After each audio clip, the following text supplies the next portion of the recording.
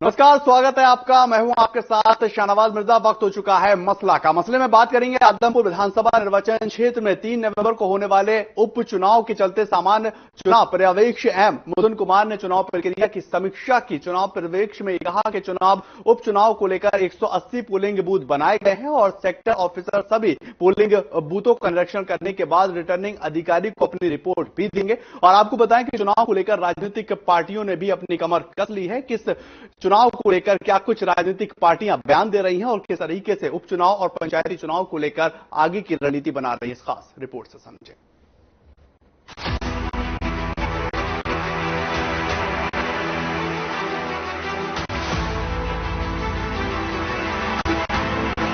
हरियाणा में पंचायती राज के पहले चरण में चुनाव के लिए नामांकन का आखिरी दिन बुधवार यानी कि 19 अक्टूबर था। 19 अक्टूबर को 3 बजे तक नामांकन किए गए, तो वहीं पर 20 अक्टूबर यानी कि आज चुनाव नामांकन की छंटनी की गई, जिसके बाद 21 अक्टूबर को दोपहर 3 बजे तक अपना नामांकन वापस लिया जा सकता है। इसके बाद प्रथम चरण के उम्मीदवारों को लेकर तस्वीर साफ हो जाएगी। हरियाणा राज्य निर्वाचन आयुक्त धनपत सिंह ने कहा कि पहले चरण के लिए उम्मीदवारों के द्वारा नामांकन वापस लेने के बाद चुनाव चिन्ह आवंटित किए जाएंगे। उम्मीदवारों की अंतिम सूची जारी कर दी जाएगी। 30 अक्टूबर को पंचायती समिति सदस्यों व जिला पंचायत सदस्यों का मतदान होगा और 2 नवंबर को सरपंच और पंच के लिए मतदान करवाया जाएगा।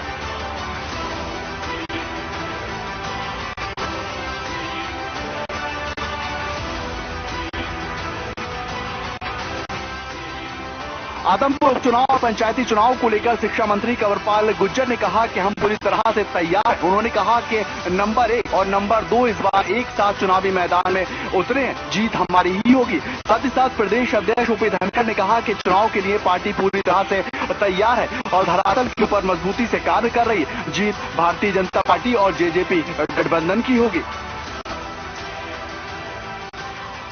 बहुत अच्छी तैयारियां हैं और पहला जो चुनाव था उसमें कुलदीप बिश्नोई जी वहां जीते थे और हम दूसरे नंबर पर थे। बहुत अच्छे वोट हमने पिछली बार भी वहां लिए थे। अब जीतने वाला और दूसरे नंबर पर रहने वाला दोनों इकट्ठे हैं तो स्वाभाविक ही है। बहुत अच्छा मजबूत है, बड़े अच्छे मार्जिन से जीतेंगे। कल मैं भी चुनाव प्रचार में जा रहा हूँ और हमारे सभी और विधायक सांसद जो भी इनकी ड्यूटी लगाई जा रही है सब पहुंच रहे हैं। सर, कांग्रेस के नेता जो आदमपुर चुनाव में रोजगार और महंगाई को लेकर बात कर रहे हैं कि ये मुद्दा किसान बात है, किसानों के साथ जैसे बॉर्डरों पर बैठे 3 मुद्दों को लेकर चुनाव के बीच में किस तरह मानते हो, कोई असर डाल पाएंगे? देखिए, कांग्रेस के सामने सबसे बड़ा मुद्दा कांग्रेस पार्टी को संभालने का। कांग्रेस पार्टी लगातार बिखर रही है, उसी के उपाय के रूप में वो यात्रा भी कर रहे हैं। उसी के उपाय के रूप में उन्होंने अपना अध्यक्ष पारिवारिक अध्यक्ष से फिर से एक बार इस तरह से लाए। हमारी शुभकामनाएं हैं उनके जो नए अध्यक्ष बने करके सफल हो, लेकिन अभी कांग्रेस पार्टी के सामने और कोई चुनौती नहीं है। उनकी व्यक्तिगत चुनौती है और वो है कांग्रेस को थामे रखने की, कांग्रेस को प्रभावी बनाने की। ये चुनौती कांग्रेस के सामने बड़ी है। बाकी कोई मुद्दे अभी उनके सामने ऐसे हैं नहीं जो ऐसे उठाते हैं। तो वहीं पर कुरुक्षेत्र के सांसद नायाब सिंह सैनी ने बुधवार को हिसार में भारतीय जनता पार्टी कार्यालय में पहुंचे, जहां उन्होंने पत्रकारों से बातचीत के दौरान कांग्रेस पार्टी को पिछड़ा वर्ग विरोधी करार दिया। उन्होंने कहा कि उन्होंने अपने शासन में पिछड़ा वर्ग समाज की आवाज को लाठियों से दबाने का कार्य किया था। कांग्रेस के नेता भूपेंद्र सिंह हुड्डा को समाज कभी माफ नहीं करेगा। उन्होंने कहा कि भारतीय जनता पार्टी संगठन के द्वारा भव बिश्नोई को 1 लाख वोट पार करवाने के संकल्प के साथ मैदान में उतरी है। संगठन की टीमों को देखकर विपक्षी उम्मीदवारों के होश फाख्ता हो चुके हैं। कांग्रेस इस उपचुनाव में अपनी जमानत बचाती नजर आएगी। भव्य बिश्नोई जी को आदमपुर के इस उपचुनाव मैदान के अंदर उतारा है और जिस प्रकार का प्रथम ही दृष्टा में जिस प्रकार की लोगों की आवाज आ रही है, क्योंकि उस आवाज के अंदर भव्य बिश्नोई सभी दलों के ऊपर भारी पड़ रहे हैं और भारी बहुमत से उनकी विजय होगी। कांग्रेस पार्टी ने जिस प्रकार से ओबीसी समाज का शोषण किया, लंबे समय तक उनका वोट लेने का काम करते रहे, वोट लेकर के उनको सिर्फ एक रैलियों के रूप में ओबीसी वर्ग को इस्तेमाल किया, वोट के रूप में कांग्रेस ने ओबीसी समाज को इस्तेमाल किया। परंतु उनके हकों की अगर बात आई, उसको दरकिनार करते हुए उनका शोषण करने का काम कांग्रेस पार्टी ने किया। आज तक ओबीसी समाज जो अपने हक की लड़ाई लड़ता रहा, जो अपने हकों को लेकर के आंदोलनरत ओबीसी समाज रहा, मांग करता रहा, उस मांग को भी कांग्रेस पार्टी ने लंबे समय तक उसको अनदेखा किया, उनको कोई लाभ नहीं पहुंचाया। परंतु इन 8 वर्षों में इसके अंदर भेदभाव की राजनीति, चाहे भूपेंद्र सिंह हुड्डा, चाहे आईएनएलडी की सरकार रही हो, इन्होंने हरियाणा के अंदर भेदभाव की राजनीति की है, परंतु मनोहर लाल जी ने आज तक भेदभाव की राजनीति नहीं किया, सबको समान रूप से सम्मान देने का काम किया है। के अंदर पहले तो अगर भूपेंद्र सिंह हुड्डा जब मुख्यमंत्री थे, सिर्फ लोग हरियाणा की बात बोलते थे कि वही रोहतक का विकास हुआ है, कहीं का विकास नहीं हुआ, परंतु आज हरियाणा प्रदेश के हर कोने से एक व्यक्ति बात बोलता है कि पूरे हरियाणा का समान रूप से विकास अगर कहीं हुआ तो मनोहर लाल जी ने किया है। सबका साथ, सबका विकास, सबका विश्वास और सबका प्रयास लेकर के ये सरकार काम कर रही है। आदमपुर उपचुनाव को लेकर पूर्व शिक्षा मंत्री रामविलास शर्मा ने अपनी बात रखी। उन्होंने कहा, इस बार आदमपुर उपचुनाव 2 विचारधाराओं का चुनाव है और उन 2 विचारधाराओं के बीच में ही ये लड़ाई है। आदमपुर की पहचान चौधरी भजनलाल के नाम से। इस समय इस उपचुनाव में 2 विचारधाराओं के बीच की महाभारत है। हरियाणा में 2 लाल, चौधरी देवीलाल और भजनलाल, और हमारा श्री मनोहर लाल। हरियाणा में अब तक की 1 नवंबर 66 को हरियाणा बना,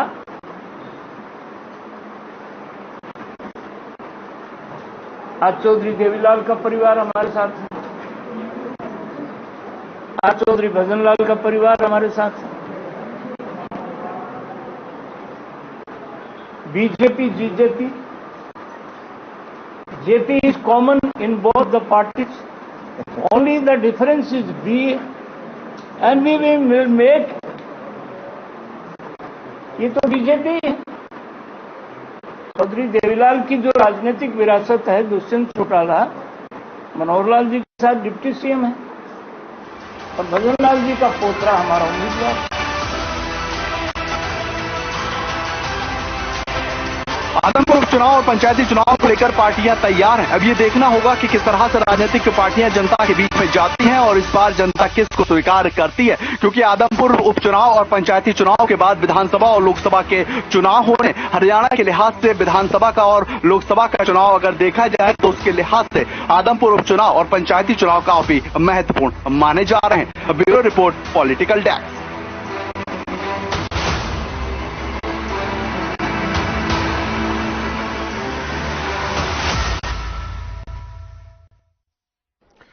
आपको बताएं कि हरियाणा में पंचायती और आदमपुर उपचुनाव को लेकर विसात बीत चुकी है और इसको लेकर राजनीतिक पार्टियां हर एक दांव पेच आजमाती हुई नजर आ रही हैं। हर एक पार्टी अपनी जीत का दावा कर रही है, हर एक पार्टी चुनाव में मजबूती के साथ लड़ती नजर आ रही है। दरअसल लड़ने की वजह इसमें साफ है, क्योंकि विधानसभा और लोकसभा का चुनाव 2024 में साफ तौर पर हरियाणा में होना है और देश के अंदर लोकसभा का चुनाव होना है। उस लिहाज से आदमपुर उपचुनाव और पंचायती चुनाव काफी ज्यादा महत्वपूर्ण हो जाता है और विस्तार पूर्वक इसके ऊपर चर्चा करेंगे कि जो राजनीतिक पार्टियां उनके लिए आदमपुर और पंचायती चुनाव कितना महत्वपूर्ण है और किस पार्टी की मजबूती धरातल के ऊपर नजर आ रही है, और जो ये भाईचारे का चुनाव कहा जाता है इसमें किसका पलड़ा भारी रहेगा। क्योंकि आम आदमी पार्टी भी इस बार हरियाणा चुनाव में यानी कि आदमपुर उपचुनाव में दस्तक दे रही है, क्योंकि आईएनएलडी हो, कांग्रेस हो, भारतीय जनता पार्टी हो, लगातार इन तीनों के बीच में और जेजेपी के बीच में जो है टक्कर होती थी, लेकिन आम आदमी पार्टी के आने से क्या दूसरी पार्टियों पर असर पड़ेगा, इसको लेकर भी बात की जाएगी। और बात करेंगे कि जो मुद्दे हैं वो आखिर मुद्दे हरियाणा के लिहाज से कौन से होंगे, पंचायती चुनाव के लिहाज से कौन से होंगे, आदमपुर के लिहाज से कौन से होंगे और उन मुद्दों का कितना असर विधानसभा और लोकसभा चुनाव पर पड़ेगा। आपको पता है हरियाणा पंचायती राज के पहले चरण में चुनाव के लिए नामांकन का जो आखिरी दिन था वो 19 अक्टूबर था और 3 बजे तक वहां पर नामांकन किए गए। 20 अक्टूबर यानी कि आज जो है वो छटनी हुई और इसके बाद 21 अक्टूबर को दोपहर 3 बजे तक नामांकन वापस लिया जा सकता है। ये प्रथम चरण के उम्मीदवारों की आपको जिक्र कर रहे हैं और साथ ही साथ तमाम राजनीतिक पार्टियां एक दूसरे के ऊपर आरोप प्रत्यारोप लगा रही, वो इस वजह से भी लगा रही हैं कि अपनी पार्टी को बड़ा दिखाना है। आपको गणित समझाएं, प्रत्याशियों की निगाहों से जाट वोट पर जो है वो नजर है। आदमपुर हल्के की बात की जाए तो 1,71,443 मतदाता हैं और इनमें से सबसे ज्यादा करीब 52,000 वोट जाट समाज से आते हैं, वहीं 31,000 वोट बिश्नोई समाज से आते हैं और इनके अलावा एससी के करीब 30,000 और बीसीए के 29,000 के करीब वोट हैं। इन वोटों के ऊपर भी नजर रहेगी, हर एक पार्टी की, हर एक प्रत्याशी की इनके ऊपर नजर रहेगी और किस तरह से वोटों को साधा जाएगा, किस तरह से वोटों को लेकर आगे कार्य किया जाएगा, इसको लेकर बात करेंगे। हमारे साथ पैनल जो है वो जुड़ेगा और आपको ये बताएं, प्रदेश अध्यक्ष ओपी धनखड़ ने साफ तौर पर कहा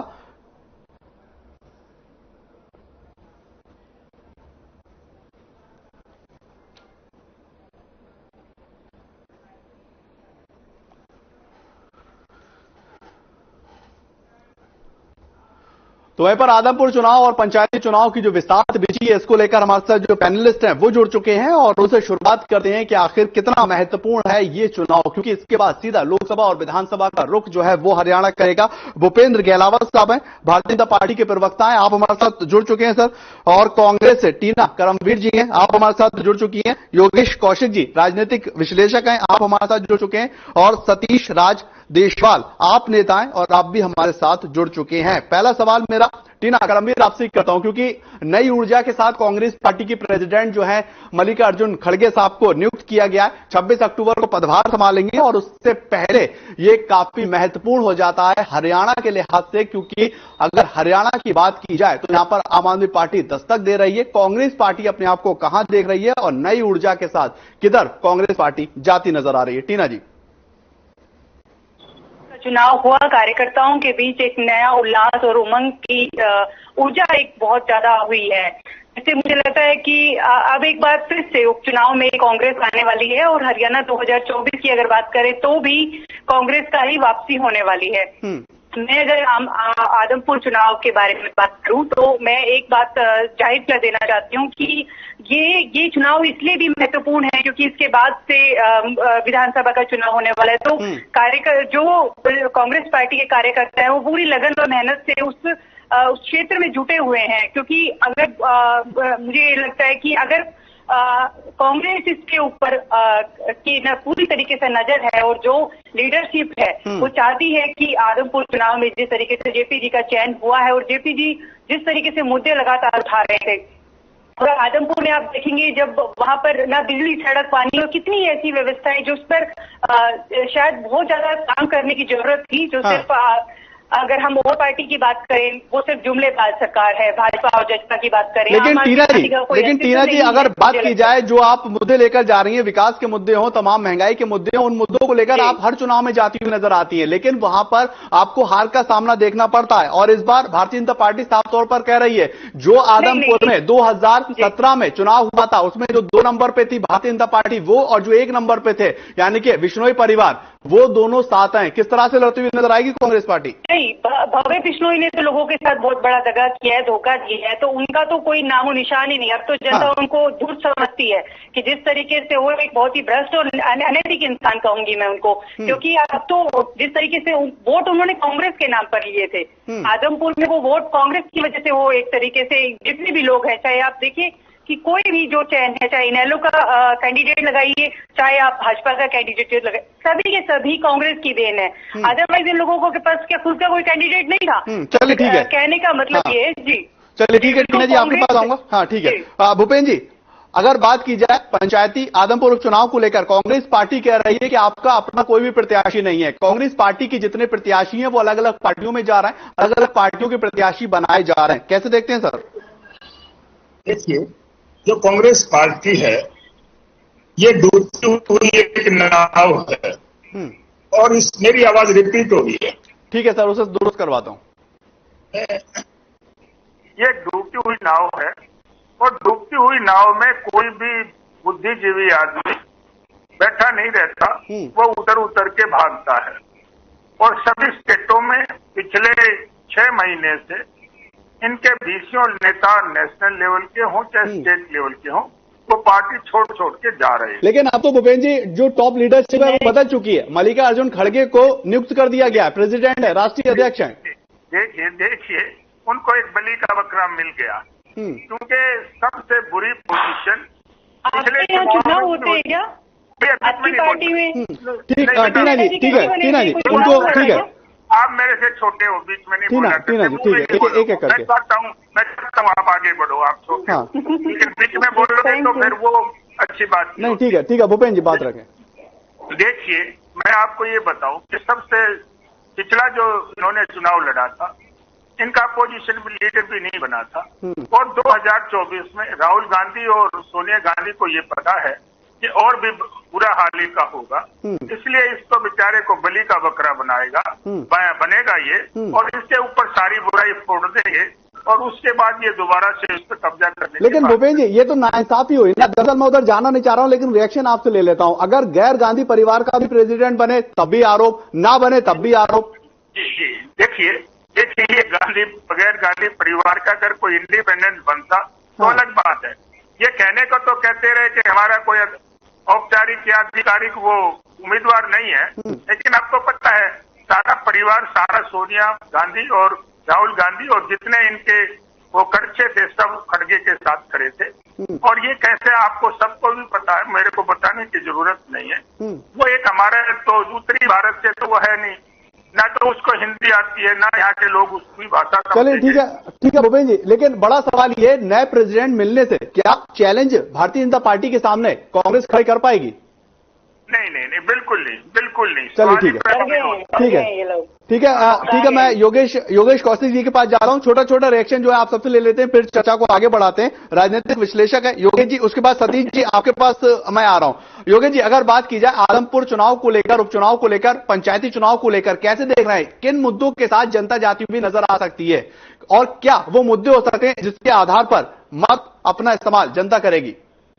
देखिए अभी मैं भाजपा के प्रवक्ताओं को से पहले और लोगों को सुन रहा था, उसमें भाजपा के लोगों ने, जिसमें शर्मा जी भी थे और धनखड़ साहब भी थे, उन्होंने तो स्पष्ट कर दिया है कि वो ये चुनाव फिर जात के ऊपर लड़ने जा रहे हैं। क्योंकि उनका फोकस एक ही चीज पे था कि हुड्डा जी ने या कांग्रेस ने ओबीसी को दगा दिया है। तो बीजेपी के पास कोई करने के लिए ऐसा कुछ बात है नहीं कि हमने ये कर दिया है और हम ये कर देंगे। ये तो है भाजपा का मामला। और अब मामला आता है आदमपुर से। लेकिन योगेश जी अगर जात धर्म की बात की जाए, आपने इतने चुनाव देखे और विधानसभा लोकसभा के भी देखे होंगे, बिना जात धर्म के देख के उस एरिया में किसी कैंडिडेट को टिकट दिया जाता है क्या? अब वो मैं आपकी बात से सहमत हूं, नहीं दिया जाता है। लेकिन अब मैं इसको बाइफरकेट करता हूं आदमपुर चुनाव को 2 तरीकों से। एक जात के हिसाब से बाइफरकेट कर दी है भाजपा ने, दूसरे मैं तरीके से करता हूं इसको जो अभी अपने भूपेंद्र जी कह रहे थे कि ये सीट जो है भाजपा के 2 नंबर पे आई थी, वो अब 1 नंबर पे आएगी। वो एक चीज को भूलते हैं कि यहाँ इनफैक्ट जो कैंडिडेट अभी इनके पास गए हैं वो कांग्रेस से चुनाव लड़े थे और वो कांग्रेस से जीते थे। अब जब इनको किस वजह से कोई भी वोट देगा, ये कोई भी कैंडिडेट। लेकिन योगेश जी आपके पास आऊंगा। बड़ा सवाल ये है, क्या कांग्रेस पार्टी की वजह से कुलदीप बिश्नोई जीते थे या भजनलाल के परिवार से वो आते हैं इस वजह से वो आदमपुर से जीते थे? ये एक बड़ा और मुख्य सवाल है। मैं आपके पास आऊंगा, सतीश जी भी हमारे साथ जुड़ा हुए हैं। ठीक है सर, ठीक है मैं इसको क्लियर कर दूंगा एक बार। हाँ संक्षेप में सर, ठीक है संक्षेप में मैं लगाऊंगा। ये भजनलाल जी में और इन बिश्नोई जी में दिन रात का फर्क है। भजनलाल जी के राजनीतिक निर्णय जितने भी होते थे वो एक से एक लाजवाब होते थे, लेकिन जो भी निर्णय बिश्नोई जी ले रहे हैं, कुलदीप जी, उन्होंने सारे के सारे उल्टे चलिए ठीक है योगी जी, हैं। हाँ। जो अभी भी मुझे लग रहा है कि इन्होंने उल्टा डिसीजन लिया है। ये जनता में जाके क्या कहेंगे? क्या ये जनता के लिए इन्होंने रिजाइन किया है? हाँ। क्या अपने लिए रिजाइन किया है, या ईडी से, सीबीआई से चलिए ठीक है, रिजाइन किया है? चलिए ठीक जो है, बेटे को लड़ा रहे हैं उसने क्या ठीक है, किया? सतीश जी के पास जा रहा हूं। ठीक है योगी जी, भाजपा जो कहा करती थी कांग्रेस को कि परिवारवाद, और ये परिवारवाद 2 सेकंड में भूल गए। चलिए ठीक है, कोई उनका बेटा है। चलिए ठीक है योगी जी, आपके पास आऊंगा। सतीश जी, आम आदमी पार्टी हरियाणा में विकास को लेकर आगे बढ़ती हुई नजर आ रही है, अपना मॉडल, दिल्ली का मॉडल दिखाती हुई नजर आ रही है। कितनी चुनौतियां होंगी, क्योंकि हरियाणा का जो मामला है वो दरअसल जरा पेचीदा है और उसमें आप इसलिए फंसे हुए नजर आ रहे हैं, चाहे पंचायती चुनाव हो, आदमपुर उपचुनाव हो, विधानसभा चुनाव हो, लोकसभा चुनाव हो, क्योंकि पंजाब में आपकी सरकार है और वहां के मुद्दे यहाँ के मुद्दे थोड़े अलग हैं। बिल्कुल अलग है, लेकिन हम लोग फंसते हुए कहीं नजर नहीं आ रहे हैं सर। और हमारी ग्रोथ कॉन्टिन्यूसली हरियाणा में है। हरियाणा के लोग तंग आ चुके हैं इस सारे सिस्टम से। पिछले इतने 27 साल से यहाँ पे जो विधायक रहे हमारे कुलदीप जी या उनकी फैमिली से जो लोग रहे हैं, उन लोगों ने वहाँ के लोगों को त्रस्त कर दिया है। आप आदमपुर विधानसभा में जाके हाल देखिए वहाँ के लोगों का। वहाँ पे पूरा किसान तबका है और किसान तबके के लिए इन लोगों ने जो है ना कोचने चबवा दी। इन लोगों ने कोई उनकी तरफ ध्यान नहीं दिया। चुन के चले जाते हैं, उसके बाद कोई दिल्ली जाके बैठ जाता है, वो विदेश में जाके बैठ जाता है। वहाँ के बीच में रहते नहीं है, ना वहाँ की समस्याओं को समझते हैं। मैं आज भी पूरे दिन आदमपुर विधानसभा हल्के में था। वहाँ के लोगों की समस्या मैं देख रहा था। वहाँ के रास्ते, रोड, वहाँ के स्कूल्स, वहाँ की व्यवस्था, वो परेशानी में तंग आ चुके हैं। इन सब सिस्टम से वो बदलना चाहते हैं। वो कांग्रेस से भी तंग आ चुके हैं और बीजेपी से भी तंग आ चुके हैं। लेकिन बात की जाए सतीश जी, भारतीय जनता पार्टी तो इसी बात को लेकर आगे जा रही है ना कि जो आदमपुर का विकास रुका हुआ था वो विकास अब होता हुआ नजर आएगा, क्योंकि आदमपुर का जो प्रत्याशी है अब वो रूलिंग पार्टी के साथ जुड़ता हुआ नजर आ रहा है। सर पहले भी तो रूलिंग में रहे ना वो। पहले भी 8 साल से पहले रूलिंग में रहे, 8.5 साल से पहले। तब उन्होंने क्या कर दिया? अब ये 27 साल की पूरी कहानी है जी। आज की कहानी नहीं, पूरे 27 ईयर्स की कहानी है। 27 ईयर्स में आदमपुर का कहां से कहां धकेलने का इन लोगों ने काम किया। तो हम लोग तो उसी मुद्दे पर जा रहे हैं। हमारा मेन मुद्दा है बच्चों को अच्छी शिक्षा मिले, रोजगार की व्यवस्था हो, किसानों को उनकी फसल का प्रॉपर दाम मिले, लोगों का स्तर सुधरे। लेकिन यहाँ पे जो चीजें करी है इन लोगों ने सिर्फ अपने हिसाब से, अपने फायदे के लिए, परिवारवाद के हिसाब से इन लोगों ने वैसा वर्किंग किया। कुल मिला के लोग तरस है, परेशान है, सारी कम्युनिटी। लेकिन सतीश जी सतीश जी, एक और सवाल का मैं जवाब आपसे लेना चाहूंगा, क्योंकि आप आम आदमी पार्टी के प्रवक्ता है। अगर बात की जाए हरियाणा पंजाब को लेकर और किसानों को लेकर, SYL का मुद्दा भी स्पष्ट हुआ नजर नहीं आ रहा, उसका किस तरीके से आप वहां की जनता को जवाब देते हुए नजर आएंगे? इन लोगों ने सुलझाया ही नहीं। 1966 से आज तक नहीं सुलझाया इन लोगों ने। ये लोग सब जगह पावर में रह चुके हैं, पंजाब में भी सरकार में रह चुके हैं, सेंटर में भी रह चुके हैं। लेकिन सतीश जी अगर सुप्रीम कोर्ट कह रहा है कि इसको सुलझाया जाए, दोनों जो मुख्यमंत्री हैं वो बैठे, लेकिन समाधान फिर भी होता हुआ नजर नहीं आया। देखो मेरी बात सुनो, पानी बहुत महत्वपूर्ण चीज है। पंजाब को भी जरूरत है, हरियाणा को भी जरूरत है, बाकी स्टेटों को भी जरूरत है। उसका समाधान निकालना चाहिए। लेकिन समाधान निकाला नहीं गया। 1966 से जब स्टेट अलग अलग हुए तब से ये मुद्दा चला आ रहा है। तो ये लोग सब जगह पावर में रहते हैं, ना उनका कोई समाधान नहीं। जब उस टाइम जब इसकी पानी की पूरी मात्रा होती थी तभी नहीं गया। पानी जो है ना सब जगह। लेकिन सतीश जी, जो आपके संयोजक हैं, जो आपके राष्ट्रीय अध्यक्ष हैं, वो साफ तौर पर कह रहे हैं कि देश के प्रधानमंत्री को खाका जो है वो समझा दूंगा। दरअसल वो मीडिया के सामने बात नहीं रख रहे हैं, लोगों के सामने बात नहीं रख रहे हैं, यानी कि गुमराह करने की जो सियासत है वो लगातार चल रही है। बिल्कुल गुमराह करने की सियासत नहीं सर। हम लोग तो छोटी सी पार्टी है, नई पार्टी है, और हम लोगों ने तो इन्हीं लोगों से सब चीजें समझी है, सब चीजें सीखी। यानी कि आप भी अब राजनीति कर रहे हैं, यानी कि सतीश जी आप भी अब राजनीति कर रहे हैं। इन लोगों से वो तमाम चीजें सीखकर आप राजनीति के तमाम गुण सीख चुके हैं। नहीं, बिल्कुल राजनीति नहीं कर रहे हैं हम लोग। सचमुच में जो कहते हैं वो करते हैं। हम लोगों ने जहाँ हम लोग उसमें आए हैं, व्यवस्था में परिवर्तन हम लोगों ने करके दिखाया। दिल्ली में भी, पंजाब में भी, और आगे हम जहाँ पे भी हमें मौका मिलेगा, हरियाणा मिलेगा, गुजरात में मिलेगा, हिमाचल में जहाँ मिलेगा हम लोग करके दिखाएंगे। ये मैं आपको एश्योरेंस दे सकता हूँ। चलिए सतीश जी, आपकी बात जो है मुकम्मल हो गई। योगेश जी, मैं एक छोटा सा रिएक्शन लेना चाहता हूँ, फिर टीना जी और भूपेन्द्र जी मैं आपके पास आ रहा हूँ। योगेश जी, अगर हरियाणा के लिहाज से समझा जाए, आम आदमी पार्टी की दस्तक एक काफी महत्वपूर्ण है, क्योंकि जिस राज्य में वो दस्तक दे रहा है वहां से कांग्रेस पार्टी का वोट बैंक दरअसल कमजोर होता हुआ नजर आ रहा है। लेकिन हरियाणा में आना और पंजाब में गवर्नमेंट बनाना, क्या आपको लग रहा है हरियाणा के किसानों को समझा पाएगी आम आदमी पार्टी? तो आम आदमी का मैं स्वागत करता हूं।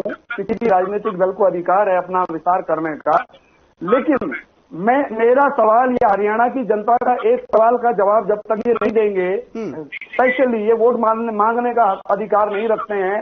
अगर ये था की बात करेंगे तो मैं इनसे कोई बात करना पसंद नहीं करता।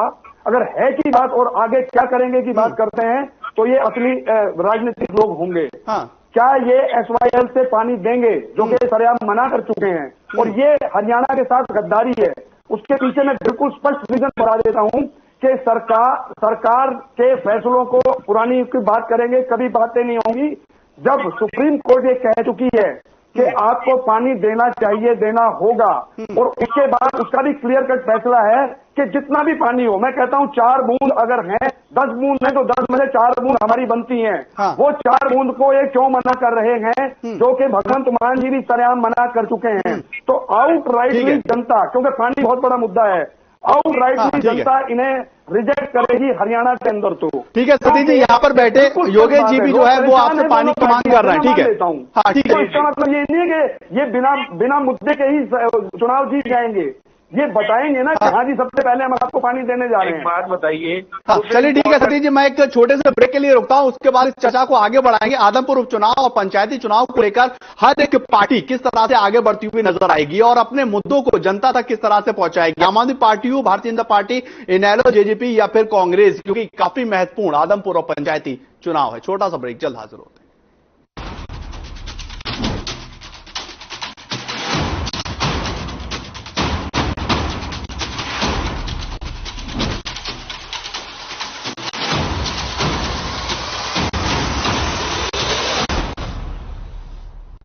इस बार की दीपावली होगी खास, पूरी विधि विधान के साथ हम कराएंगे दीपावली के दिन मां लक्ष्मी गणेश की पूजा। साधना परिवार के साथ आप भी अपने घरों में बैठकर पूजन की पूरी सामग्री अपने साथ रखें और करें हमारे साथ दीपावली की पूजा पूरे विधि विधान से। लाइव 24 अक्टूबर 2022 सोमवार रात्रि 8 बजे से 8:20 तक सीधा प्रसारण साधना ग्रुप के सभी टीवी चैनल एवं डिजिटल चैनल्स पर। अधिक जानकारी के लिए संपर्क करें। मेरे जैसा कोई दूसरा जिसकी हर बात में भूल जाए, जिंदगी में रंग दे। मेरी जैसी लेडी अपनी पता का चाय, गजब का स्वाद। देखें कौन नया खिलाड़ी आया, समझा देते हैं, प्यार से समझेंगे। ये तो अपनी जुबान है। जुबान एक हो तो दिल भी एक होने चाहिए। विमल बोलो जुबान केसरी। पंजाब है जसवीर का ठिकाना, मुंबई है आदर्श का आशियाना, केरल का गोविंद निवासी, कोलकाता में जन्मे है काशी। हर हिंदुस्तानी की शान, ARP बियरिंग जोड़े सारा हिंदुस्तान। हरे रंगों का उमंगों का जज्बा का रुकता है, मन साफ है तेरा अंदर तो बाहर दिखता है। तो अच्छा हो तो सच्चा हो, वही तो दिखता है। हम निर्मा एडवांस हैं, मन की तरह कपड़े भी साफ रखते हैं। Nirma advance. Hey mom, hey, look, I can download a sound really fast. I can make dosas faster. Must be joking. Bus, 3 easy steps. Mix with water, spread batter, fry. गाना डाउनलोड हुआ? नहीं, पर तब तक मैं इडली बनाती हूँ। हमने बनाया किड्स से। हरे रंगों का उमंगों का, हरे रंगों का उमंगों का जज्बा का रुकता है, मन साफ है तेरा अंदर तो बाहर दिखता है। हर रिश्ते का एहसास रखते हैं, हर घर में अपनी पहचान खास रखते हैं। हम निर्मा एडवांस हैं, मन की तरह कपड़े भी साफ रखते हैं। निर्मा एडवांस।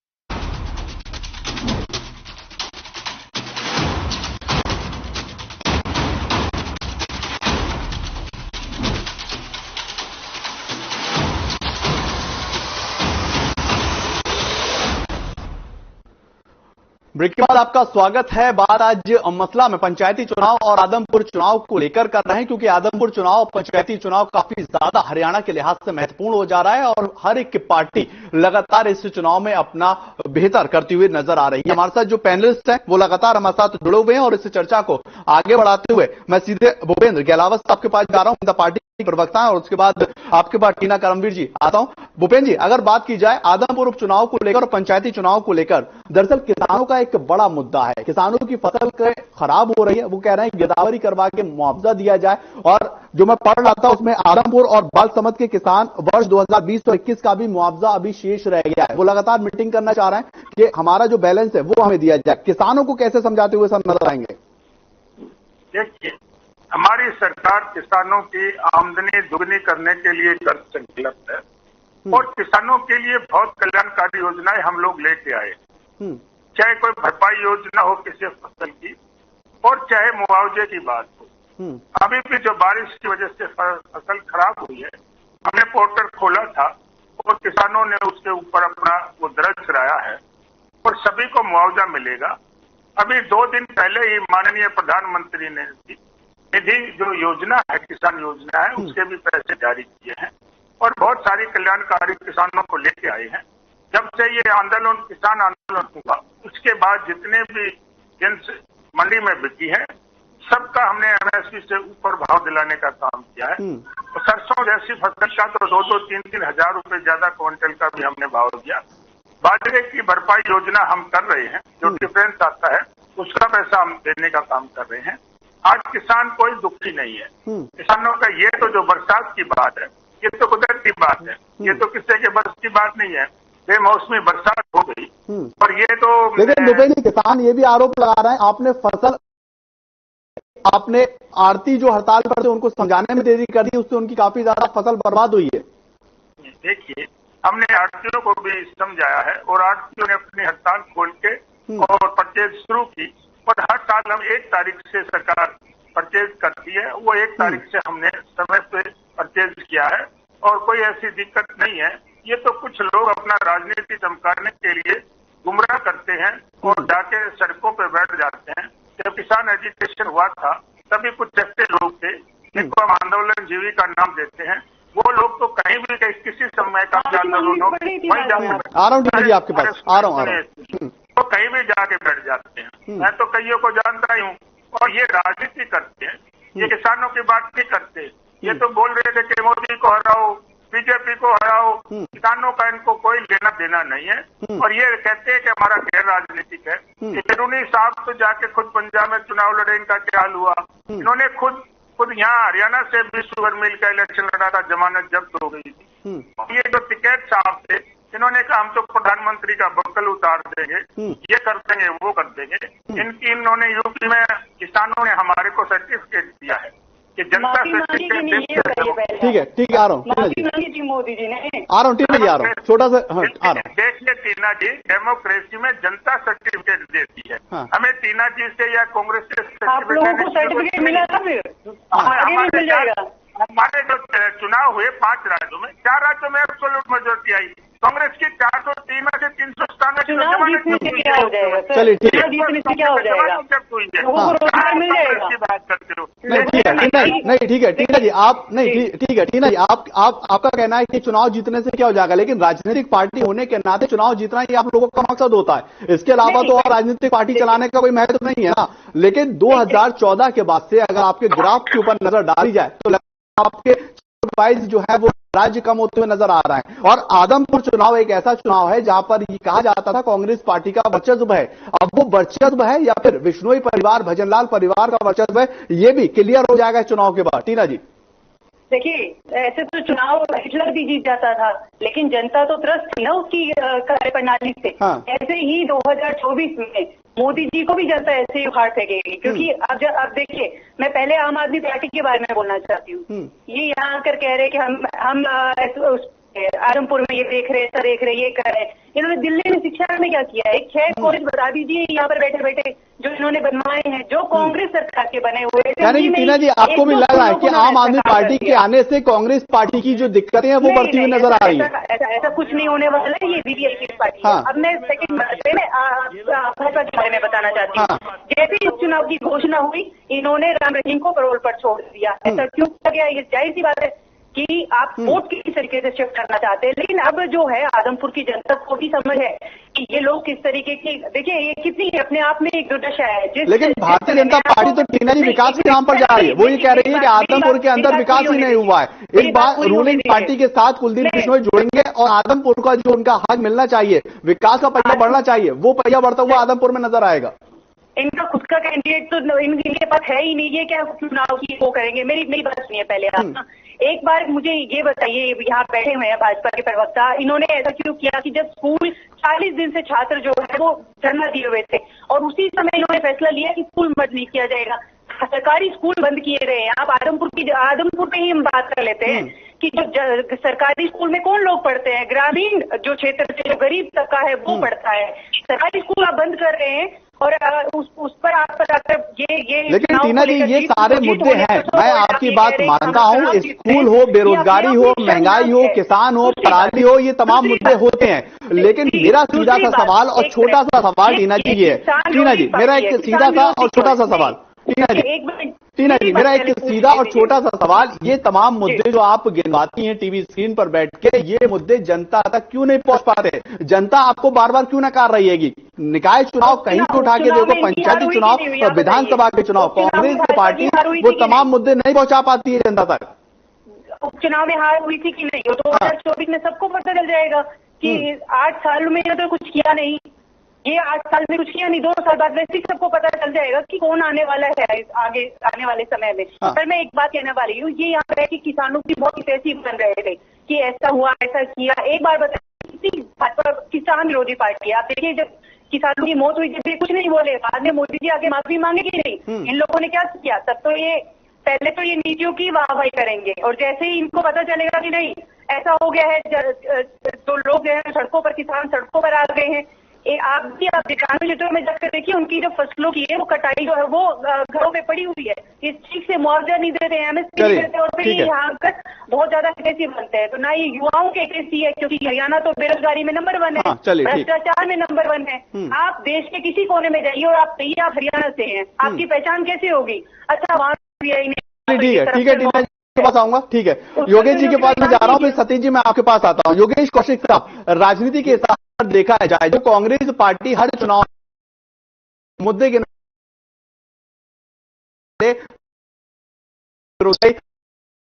तमाम ऐसे मुद्दे जिसको लेकर राष्ट्रीय लेवल पे चर्चा भी की जाती है, लेकिन जनता तक वो मुद्दे क्यों नहीं परोस पाती कांग्रेस पार्टी?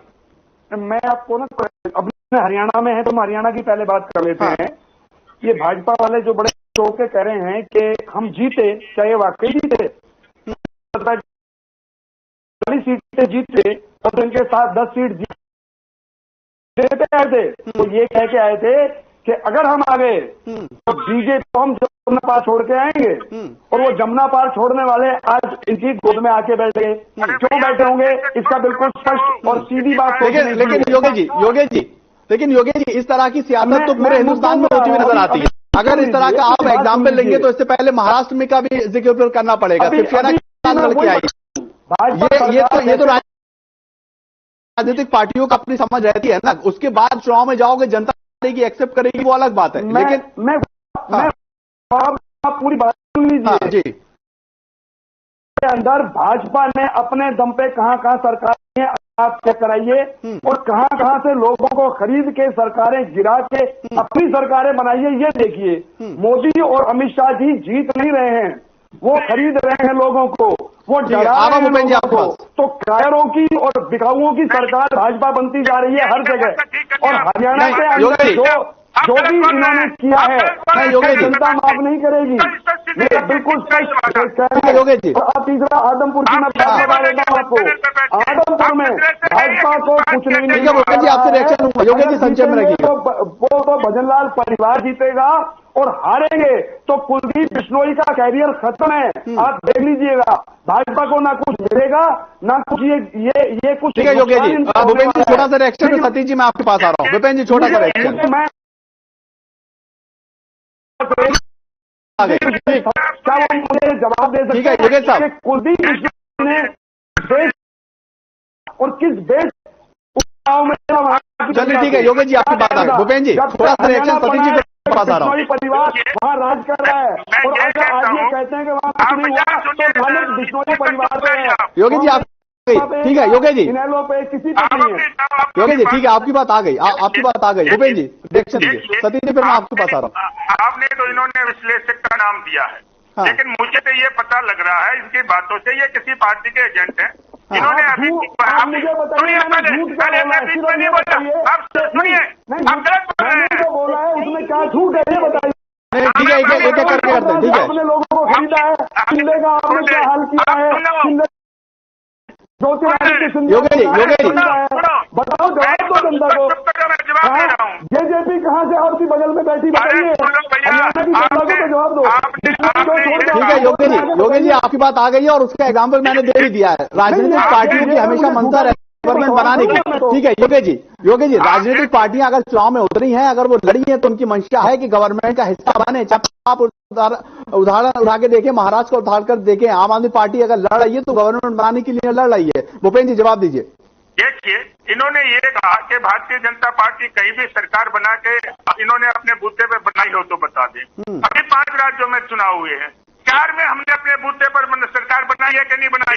आप पूछ ले सकती बनाई कि नहीं बनाई? बताइए खरीदे हैं, सरकारें गिराई है, हरियाणा की सरकार कैसे बनाई है? बिश्नोई कैसे छोड़ के आपके पास आए? आपने ये कहीं भी सरकार नहीं बनी। आप अपने सवाल पूछो। आपने छोड़ के आए हैं आपके पास, आप क्या करने जा रहे हैं? आपकी कहीं भी नहीं बनी सरकार। छोटी क्यों छोड़ के गए आपके पास? ठीक है एक की सरकार क्यों गिराई है आपने? आप देश को अस्थिर कर रहे हैं, आप देश को बर्बाद योगेश जी करने जा रहे हैं, आप किसी को काम नहीं करने देते हैं। दूसरी पार्टियां छोड़ क्या रहे हैं हमारे उसमें? कोई छोड़ के नहीं आता अपनी। शिंदे को पूरी दुनिया जानती है, पूरा हिंदुस्तान जानता है। जेजेपी आपकी बगल में क्यों? ठीक है योगेश जी, भूपेंद्र जी जवाब दीजिए। मेरी बात सुनिए, अब शांति से बात सुनिए। मैं जेजेपी की बात ही कर देता हूँ। पहले तो मैंने आपने कहा किसी स्टेट में ना आई, मैंने वो जवाब दे दिया। अब जेजेपी कहाँ जाती भाई? कहाँ जाती? जब इलेक्शन हो गया और इलेक्शन हो गया तो योगेश जी सुन लीजिए। ठीक है योगेश जी अब आपने सवाल दे दिया ना, ठीक है उसका जवाब सुन लीजिए। जवाब दे रहा, ठीक है जवाब दे दिए। हमारी जो सरकार है वो एक पार्टी की सरकार नहीं बन पाई और दोबारा से चुनाव ना हो तो जिस आदमी के 10 आदमी हैं उनको कहीं ना कहीं तो जाएगा। अगर उन्होंने भारतीय जनता पार्टी की माननीय मोदी की नीति, अगर उन्होंने मनोहर लाल जी की नीतियों से प्रभावित होकर समर्थन, आप उसे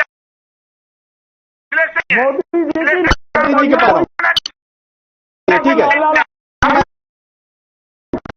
है जी। अब मैं जेजेपी गठबंधन बीजेपी गठबंधन इसमें नहीं बदलना चाह रहा। को लेकर बात होगी उसी को लेकर बात होगी। ठीक है योगेश जी, हाँ ठीक है आपकी बात आ चुकी है। ठीक है भूपेंद्र जी योगेश जी आपको रोक रहा हूँ, दोनों को रोक रहा हूँ। ठीक है भूपेंद्र जी योगेश जी आप दोनों को रोक रहा हूँ, सतीश जी के पास जा रहा हूँ। ठीक है आप दोनों की बात आ गई। जेजेपी ने क्यों अलायंस करा, कहां पर किसके साथ कब अलायंस होता है वो सबको पता है, जग जाहिर है। हर एक पार्टी जो है वो गवर्नमेंट में आना चाहती है, सत्ता बनाना चाहती है, उसमें कोई बड़ी राय नहीं है। सतीश जी के पास मैं जा रहा हूँ। सतीश जी आम आदमी पार्टी के लिहाज से अगर देखा जाए, हरियाणा के लिहाज से देखा जाए, आने वाले किसानों के साथ आप खड़े होंगे? क्या आप महिलाओं के साथ खड़े होंगे? क्या आप स्कूल के साथ खड़े होंगे? किन मुद्दों पर जनता पर होने वाले हैं? सतीश जी तो सबको न मालूम डबल सीट हो पा गया इलेक्शन में, मतलब आदमपुर की जनता के लिए जनता घात है, चाहे बीजेपी ने किया हो किसी और ने। ये सब लोग जानते हैं। जबरदस्ती का इलेक्शन तो दिल्ली में हुआ था कांग्रेस के साथ, आपने हमने तो लोग चाहते ही हैं कि सुधार हो। सुधार करने के लिए हम कोशिश करते हैं, चाहते नहीं सुधार तो आपसे एसआईएल का मुद्दा नहीं होता, छोटा या पानी दे दो, वो सुधार नहीं हो रहा है। 1966 से मुद्दा है, आज की बात है 1966, कितने साल हो गए आप खुद ही। लेकिन आप क्या है ना, सुधार करने के लिए आए, आप कुछ अलग करने के लिए आए, आप तो अनेक पार्टियों के तरह रंगते हुए चले जा रहे हैं ना। आम आदमी पार्टी जब आई थी वो तो एक सुधार को लेकर आई थी, राजनीति में परिवर्तन को लेकर आई थी, लेकिन आम आदमी पार्टी, भारतीय जनता पार्टी, कांग्रेस, इनेलो, जेजेपी, तमाम पार्टियों को देखकर उन्हीं के रंग में रंग रही है ना सतीश जी। देखिए, बिल्कुल परिवर्तन के लिए काम कर रहे हैं। दिल्ली में हमने परिवर्तन किया है, दोबारा लोगों को हमने कहा भी हमने काम किया था, अब हमें वोट दीजिए, लोगों ने हमें वोट दिया। पंजाब में हमें मौका दिया, पंजाब में हम काम करें, दोबारा ठीक है टीना जी आपके पास आऊंगा, ठीक है टीना जी, ठीक है सतीश जी को बोलिए। मैं बिल्कुल किसी के बीच में नहीं बोल रहा, सतीश जी बात रखिए, ठीक है सतीश जी, कोई ठीक है सतीश जी बात। सर देखिए, हमने पंजाब में भी इसी मुद्दे पे हमने भैया हम काम करके बताएंगे, आपको हमारा काम पसंद आए तो हमें वोट देना। वही बात हम लोग हरियाणा में बोल रहे हैं कि हमारा मैं किसी को सर मैंने क्यों नहीं बोला, मेरी बात तो सुनिए। नहीं ठीक है, कह रहे हैं मुक्त को लेकर आए थे आपके नशा में, हम लोगों ने के लिए काम कर रहे हैं हम लोग, ये सुधार की बात करते हैं। मुझे ठीक है टीना जी आपकी, ठीक है टीना जी आपकी बात आ गई। बोलने तो देंगे कोई बात नहीं रखी, और यहाँ की परिवर्तन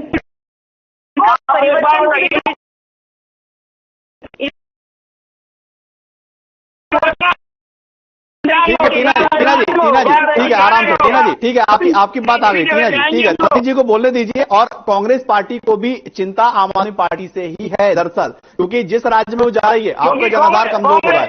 टीना जी ठीक है, आपसे रिएक्शन लूंगा, सतीश जी आप अपनी बात पूरी करें। ठीक है सतीश जी आप अपनी बात पूरी के बाद अपने आप उनके साथ जा मिलते हैं, इनको जिताने के पब्लिक में फायदा क्या है? अगर मान लो पब्लिक ने ये सोच के वोट दिया मैं विपक्ष में वोट दे रहा है, लेकिन इनको वोट दे रहे हैं कि वापस जाके नहीं पक्ष में जा रहे हो, मतलब क्या हो इस बात का? उस वोट को भी समझ लो एक बेच दे रहे। कुल मिला के मैं आपको एक बात कहूं कि सचमुच में जो समाज में बदलाव करने की चिंता है वो केवल हमारे राष्ट्रीय अरविंद केजरीवाल जी को है, हमारे राष्ट्रीय सिस्टम को है कि भी हमें कैसे बदलाव करना है, और हम लोग इसके लिए काम कर रहे हैं। हम लोगों ने माना है कि हमारा देश कैसे तरक्की करेगा, अच्छी शिक्षा से करेगा, तो हमने अपनी नींव शुरू से नींव मजबूत करने के लिए हमने शुरुआत कर दी। हम लोग जहाँ पे पावर आए, हालांकि हम पूरी तरह पावर में नहीं है, हमें वहां पे भी रोका जाता है, बीच में हमें ब्रेक लगाया जाता है, लेकिन हम लोग वहां पे कोशिश में है कि हम लोग ने वहां पे अच्छा किया।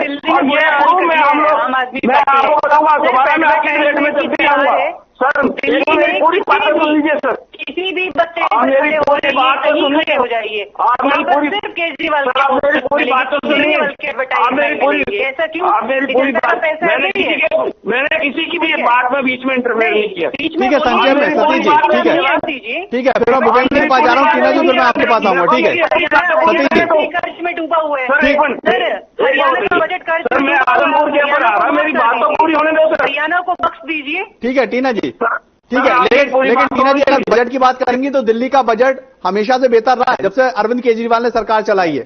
नहीं मैंने क्या कहा, मैंने कहा ठीक है टीना जी आपके पास आऊंगा, की कोशिश करेंगे। चलिए ठीक है, बात का जवाब दे देखिए। ठीक है टीना जी, मुझे कर्ज जी ठीक है टीना जी। सतीश जी संक्षेप में रखिएगा, वक्त जो है वो थोड़ा कम है। जी सर, मैं बिल्कुल, मैंने किसी के बीच में इंटरफेयर नहीं किया, तो मेरी बात संक्षेप में। अब हम लोग आगे आदमपुर में, हम लोग जब से देखे जा रहे हैं हरियाणा में क्या सिस्टम है, किस तरह से परिवारवाद का कब्जा है, और वो परिवारवाद को बीजेपी ने भी आगे बढ़ाने का काम किया।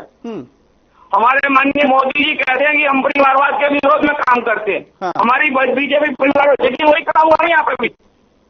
कुलदीप बिश्नोई जी जाके बात करके आते हैं, ये कहते हैं कि मेरे बेटे को टिकट दे दीजिए।